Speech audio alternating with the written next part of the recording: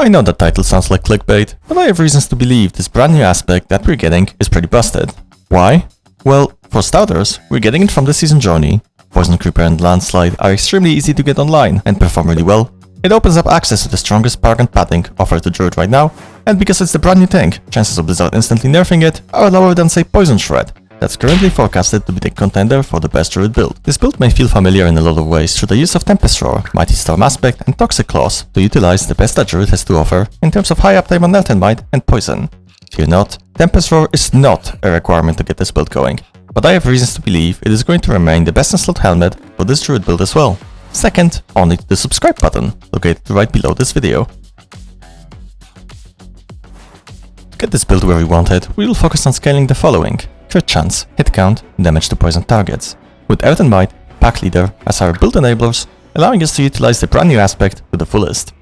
For the aspects and uniques, we'll utilize the following: the brand new aspect as the build starter, allowing us to utilize Landslide, innate crit damage potential combined with poison scaling to get us going.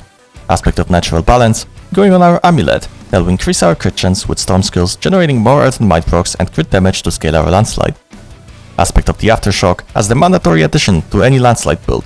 Accelerating aspect to generate more procs for Earth and Might and to make the build feel smoother to play. Mighty Storms aspect to allow us to utilize Storm and Earth skills to trigger our Earth and Might, and Aspect of Retaliation and Ballistic aspect to scale our damage even higher. Moving on to the defensive aspects, Aspect of Cyclonic Force for the damage reduction, and considering I'll be playing in a party to provide more synergy. Lastly, Aspect of Disobedience as the go-to defensive layer for any build. As for our uniques, we'll utilize the Tempest Roar. In case that item is unavailable, we will instead satisfy ourselves with Aspect of Mending Stone, as to extend our unstoppable timer and worry less about getting CC chained to death. To supplement our gear, we'll aim to acquire the following stats: damage reduction while fortified and from enemies that are poisoned, with maximum life and armor close behind. Damage reduction while injured only on boots, as chances of it getting nerfed is so insanely high, I don't want to bait people into a bad decision. Cooldown reduction wherever possible, triple movement speed roll for the quality of life or stats such as willpower otherwise. Stacking as much vulnerable damage and crit chance as we can, and supplementing it with any relevant damage bucket otherwise, with an ideal ring having vulnerable damage, crit chance, max life and lucky hit chance on it, as will give us the best of both worlds between damage and survivability. As for the amulet, cooldown reduction, ranks of the Envenom passive, one of the two aforementioned damage reduction rolls, and or movement speed is our go-to. Lastly, for the totem, we will aim for double damage reduction roll paired with crit chance and cooldown reduction. Moving on to the spell choices, we are actually left with a couple options, as at the season start with a brand new aspect and without adequate testing, it's difficult to gauge what is the best option.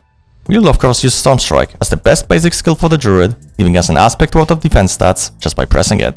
To no surprise, Poison Creeper and Landslide as the build's main damage source, Hurricane to utilize its high hit count, and Mighty Storms aspect to maintain high uptime on Earth and Might. Cyclone Armor for the damage reduction and aspect synergy. Earth and Bulwark as our source of Unstoppable, which could easily be replaced for Bloodhowl to increase our hit count, or Petrify to increase our damage and provide us with another source of CC. Once we acquire Tempest Roar, it might be entirely possible that we could be using Tornado on our right click to generate even more hits, and if it increases the proc chance on Earth and Might and Pack Leader in a non-negligible way, potentially scale our DPS even higher. As for the Spirit Boons, we'll do the following. For the tier, Weariness as the best note in the tier. As our Spirit Boon of choice, the Eagle will put a point into Sight Talons for the extra crit chance and a point into Swooping Attacks for more attack speed, and hence higher proc chance, or otherwise Avian Drat if you feel like you want more crit damage. Moving on to the Wolf, Pack Leader as our only choice in that tier. And lastly, for the Snake Boon, Masochistic for the increased sustain that may perhaps be replaced by Calm Before the Storm if you choose to run with Petrify instead. Moving on to the Paragon boards, and as I would hate to waste your time by going point by point through the entire thing, here's a summary of 3 build variants. Starting off with the 160 Paragon points early game variant with no Tempest Roar, we will utilize Territorial, Earth and Sky, Undaunted and Exploit Glyphs as one of the best combinations when it comes to scaling Druid's defenses and damage alike, making sure to grab Heightened Malice as one of the most loaded legendary nodes, and looking to scale as much poison damage and damage reduction, related magic and rare nodes, and fill up the gaps with any nature magic skill damage increases as well. a 225 Paragon points endgame variant, assuming the usage of Tempest Roar, that will utilize the aforementioned and add a Lust for Carnage and Ancestral Guidance legendary nodes to scale our damage and sustain even further, mandatory when using Tornado. As the added Paragon count opens up access to one more glyph, we will settle for Spirit for more crit damage, or Shapeshifter in case you're somehow lacking crit chance still.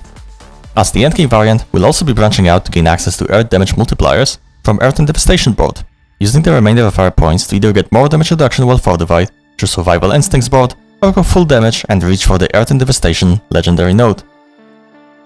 Lastly, if somehow you've got to level 100 and still don't have a Tempest Roar, or just choose not to use it, we will be dropping Lust for Carnage and readjusting our points to aim for both Earth and Devastation legendary node and any defensive nodes we can reach otherwise.